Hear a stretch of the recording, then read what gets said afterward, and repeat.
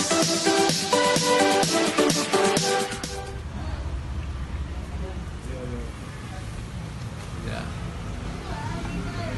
Assalamualaikum warahmatullahi wabarakatuh. Nama saya Pak Saidi, tinggal di Kampung Atik Pahlawan. Sebenarnya saya kemari sudah ada informasi di Jalan Pari ya, Pari ada mengelola kangen water, air kangen water. Kemudian ini pun secara cuma-cuma dikasih untuk warga. Selama ini sebelum mengkonsumsi ini istri saya mengalami agak gangguan sedikit buang air kecil. Kemudian pernapasan kurang lega, agak sesak. Setelah 2 hari mengkonsumsi air kangen water, insya Allah banyak kali perubahan.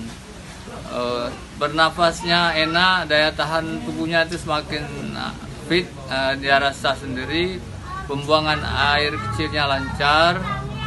Kemudian biasa perutnya itu kan agak sering panas kalau tapi ini rasanya nyaman dan perutnya dingin. Jadi ini saya hari ini hari yang ketiga untuk mengambil air kangen water. Insya Allah saya berdoa kepada Allah mudah-mudahan bukan hanya istri dan siapapun yang mengkonsumsi air ini Allah akan angkat segala penyakitnya. Mudah-mudahan, amin ya Allah.